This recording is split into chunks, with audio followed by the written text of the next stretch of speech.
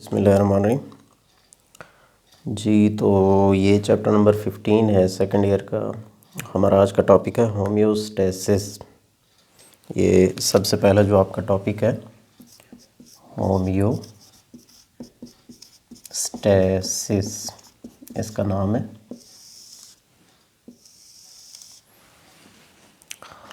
तो ये concept in homeostasis कि इसका कंसेप्ट क्या है होम्योस्टेसिस का। कोई भी जानदार जो होता है, आसान है, मुश्किल नहीं है। कोई भी जो जानदार होता है उसका एक अंदर का माहौल होता है। जैसे हम हैं इंसान, हमारे एक अंदर का माहौल है, तो उसे हम नाम देंगे इंटरनल इन्वायरमेंट। अच्छा, इसी तरह से हमारा एक बाहर का माहौल है, तो that is called external environment. हमने क्या करना है कि जो एक्सटर्नल इन्वायरमेंट में, बाहर के माहौल में जो तब्दीलियाँ वाक़ हो रही हैं, जो फ्लक्चुएशंस हो रही हैं, कभी टेम्परेचर ज़्यादा हो जाता है, कभी कम हो जाता है, कभी पानी ज़्यादा हो जाता है, कभी कम हो जाता है, कभी रिसोर्सेज ज़्यादा हो जाते हैं, कभी कम हो जाते हैं।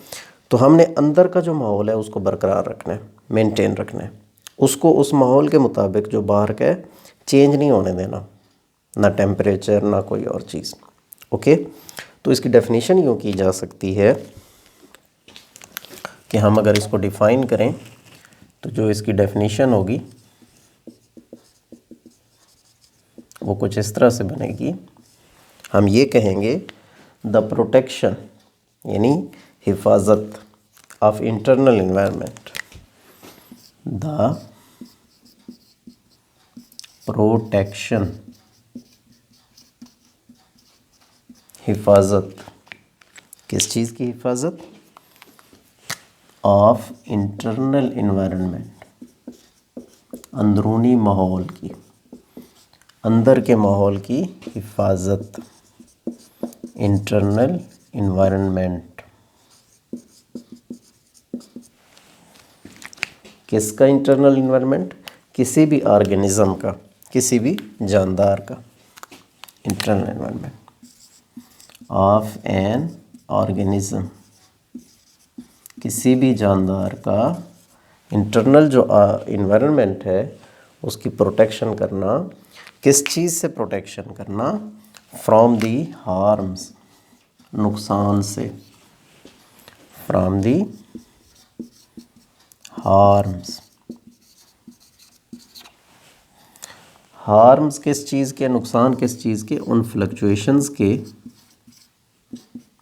Harms of fluctuations. कौन सी फ्लक्चुएशंस? जो एक्सटर्नल इन्वायरमेंट में हो रही हैं, इन एक्सटर्नल इन्वायरमेंट। तो ये डेफिनेशन है जो आपकी बुक में भी लिखी हुई है। ये मैं समझा देता हूँ, आसान है, मुश्किल नहीं है। देखिए, प्रोटेक्शन करना आसान है, इसका मतलब होता है हिफाजत करना। किस चीज़ की हिफाजत करनी है? इंटरनल इन्वायरमेंट की हिफाजत करनी है। और कैसी हिफाजत करनी है या किस चीज़ से हिफाजत करनी है, तो वो हमने जो बाहर के माहौल में फ्लक्चुएशंस हो रही हैं उनके बुरे असरात से ख़ुद को बचाना है। ठीक है, मिसाल के तौर पे मैं मिसाल देता हूँ। जैसे फॉर एग्ज़ाम्पल, ये मैं एक जानदार बना रहा हूँ कोई। फॉर एग्ज़ाम्पल, ये मैंने एक जानदार बनाया, ये कोई ऑर्गेनिज़म है।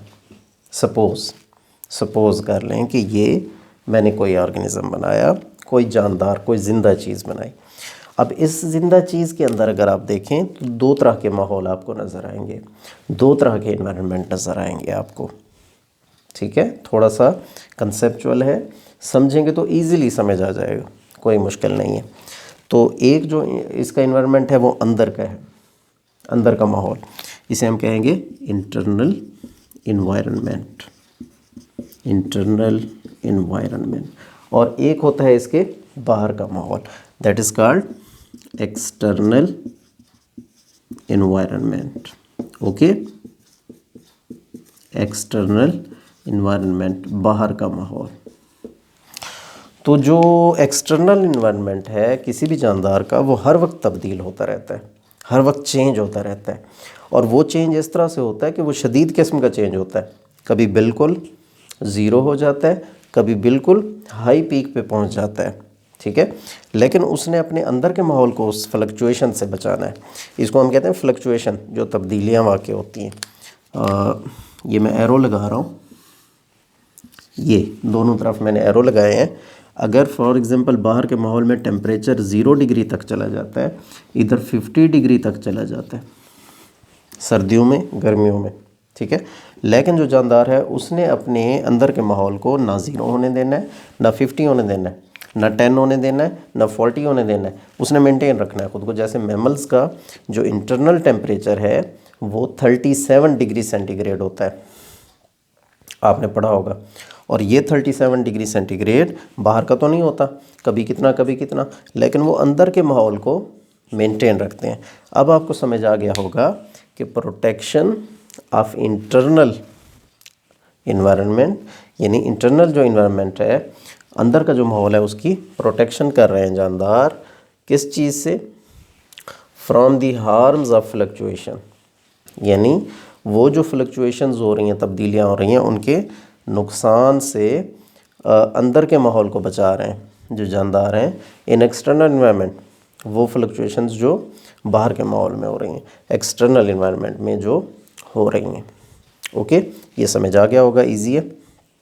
अच्छा, अब बात करते हैं most susceptible components.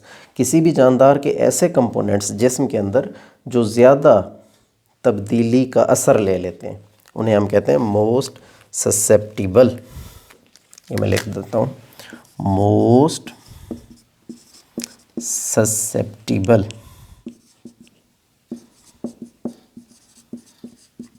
Components. Okay, यानी ऐसे कंपोनेंट्स किसी भी जानदार के अंदर जो बहुत ज़्यादा असर ले लेते हैं तब्दीलियों का, वो कौन कौन से हैं? तो बेसिकली 3 हैं। 3 ऐसे कंपोनेंट्स हैं बेसिक जो ज़्यादा तब्दील हो जाते हैं बाहर के माहौल में तब्दीली से। उनमें कौन कौन से शामिल हैं? पहले नंबर पे आते हैं वाटर,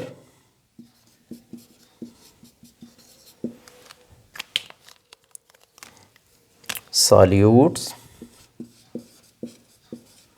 वाटर हो गया, सॉल्यूट्स हो गए, और तीसरे नंबर पे आता है टेम्परेचर। टेम्परेचर, टेम्परेचर क्या होता है?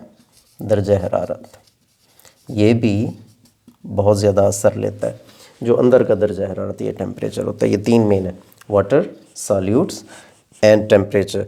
ये फ्लक्चुएट करते रहते हैं हमारे अंदर। वाटर, पानी आसान है। सॉल्यूट क्या होते हैं? जो हल पजीर होने वाले कंपोनेंट्स, साल्ट्स वगैरह। और टेम्परेचर आपको पता है। हाँ, इसके अलावा भी एक चीज़ है जो इम्पॉर्टेंट है हमारे अंदर, वो होते हैं nitrogen containing wastes. Nitrogen containing wastes, ऐसे वेस्ट्स, ऐसे फाजिल मादे जिनमें नाइट्रोजन पाई जाती है, उन्हें हम कहते हैं नाइट्रोजिनस वेस्ट्स। ये भी, इनकी भी मेंटेनेंस ज़रूरी होती है, क्योंकि ये जो वेस्ट होते हैं ये पॉइजनस होते हैं, जहरीले। तो इनमें ये होता है कि ये जिस्म में बढ़ जाते हैं जब, तो जिस्म से इनको निकाल दिया जाता है। मेंटेन रखना है ना ख़ुद को, अंदर के माहौल को। अच्छा, अब इनके लिए टर्म्स यूज़ होती हैं, वो मैं यहाँ पे लिख देता हूँ। टर्म्स हैं कुछ, मिसाल के तौर पे वाटर का बैलेंस और सॉल्यूट्स का बैलेंस, ये इकट्ठे रखा जाता है, किस वाटर का और सॉल्यूट का। और इसके लिए जो टर्म यूज़ होती है that is called osmo regulation. Osmo regulation, यानी किस किस की मेंटेनेंस है, किस चीज़ की रेगुलेशन है? वाटर की एंड सॉल्यूट की, जिस्म के अंदर। तो that is called osmo regulation. ये याद रखें, 2 चीज़ें, वाटर एंड सॉल्यूट। अच्छा, टेम्परेचर की रेगुलेशन अगर है, मेंटेनेंस है इन अ टॉलरेबल रेंज, ऐसी रेंज टेम्परेचर की जो बर्दाश्त हो सके अंदर। तो मिसाल के तौर पे जैसे कि ये अगर 37 डिग्री सेंटीग्रेड रखना है इन्होंने, तो ये रेंज तो बहुत ज़्यादा है बाहर, 0 डिग्री और 50 डिग्री। तो ये इसको 36 डिग्री से 38 डिग्री तक बर्दाश्त कर सकते हैं जानदार। तो हम इसको कहते हैं ये टॉलरेबल है, जो बर्दाश्त के काबिल है। अब इसके लिए जो टर्म्स यूज़ होती हैं मिसाल के तौर पे जो टेम्परेचर रेगुलेट होता है तो that is called thermoregulation. Therm temperature को कहते हैं या हीट को कहते हैं, तो इस टर्म को नाम दिया जाता है थर्मो रेगुलेशन, टेम्परेचर की मेंटेनेंस। अच्छा, अगर जानदार नाइट्रोजनस वेस्ट की मेंटेनेंस कर रहा है, उसको जिस्म से बाहर खारिज कर रहा है, तो that is called excretion. Excretion. तो ये कुछ टर्म्स हैं। ऑस्मोरेगुलेशन हमने देखी, थर्मोरेगुलेशन हमने देखी और एक्सक्रीशन हमने देखी। Osmoregulation is the regulation of water and solutes, thermoregulation is the regulation of temperature, excretion is the regulation of nitrogenous waste. अच्छा, अब ये जो होम्योस्टेसिस है, ये जिसकी ये टाइप्स हैं, ऑस्मोरेगुलेशन, थर्मोरेगुलेशन, एक्सक्रीशन, ये होम्योस्टेसिस असल में एवोल्यूशनरी प्रोसेस है। यानी एवोल्यूशन जब हुई, वक्त के साथ जो तब्दीली आई, तो जानदारों ने अपने आप को अडॉप्ट कर लिया। अडॉप्ट समझते हैं आप? अडॉप्ट कहते हैं कि अपने आप को ढाल लिया जानदारों ने। किसके मुताबिक ढाल लिया? माहौल के मुताबिक, जो एक्सटर्नल इन्वायरमेंट है उसके मुताबिक ढाल लिया, और इस तरह से ढाला कि अपने जो अंदर का माहौल है उसको वो मेंटेन रखते हैं। तो मेंटेनेंस इंटरनल इन्वायरमेंट की ये एवोल्यूशनरी प्रोसेस है, और इसने एवोल्यूशनरी प्रोसेस में बहुत ज़्यादा कंट्रीब्यूशन डाली है इस होम्योस्टेसिस ने। ठीक है, आसान है, मुश्किल नहीं है। थोड़ा सा ये डेफिनेशन याद कर लें और कंसेप्ट ले लें। Hope you have got the point. इंशाल्लाह नेक्स्ट टॉपिक में मिलेंगे। अल्लाह हाफ़िज़।